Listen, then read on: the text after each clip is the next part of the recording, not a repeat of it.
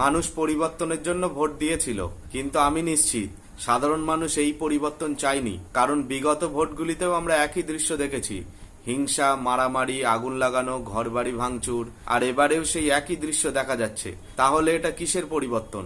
এখন আমাকে কয়েকজন এসে জ্ঞান দেবে যে আগের দলও তো ক্ষমতায় থেকে এইসবই করেছে।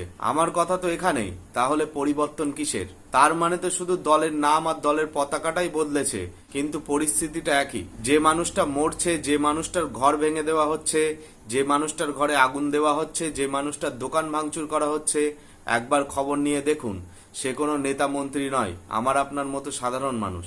আর একটা কথা মনে রাখবেন, এরকম রাজনৈতিক হিংসা যদি চলতে থাকে তাহলে একটা সময় শুধু রাজনৈতিক দলই থাকবে, তার কোনো কর্মী থাকবে না।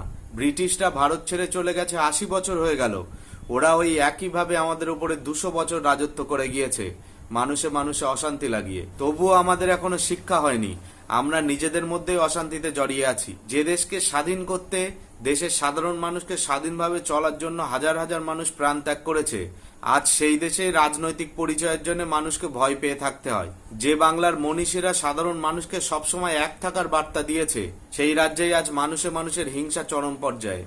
আমরা আর কবে বুঝবো যে গণতন্ত্র মানে প্রতিশোধ নয়, একে অপরের মতকে সম্মান করা। আপনি যে কোনো রাজনৈতিক দল করতেই পারেন, কিন্তু তার উপরে আপনি মানুষ, এই সত্য যেন মানুষ দিন দিন ভুলে যাচ্ছে।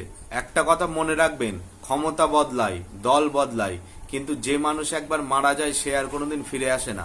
ভোট শেষ, এবার বাংলাকে শান্ত হতে দিন। সকলে সুরক্ষিত থাকুন, সাবধানে থাকুন। আর রাজনীতিকে শুধুমাত্র আপনার জীবনের একটি অংশ করুন, সম্পূর্ণ জীবন নয়।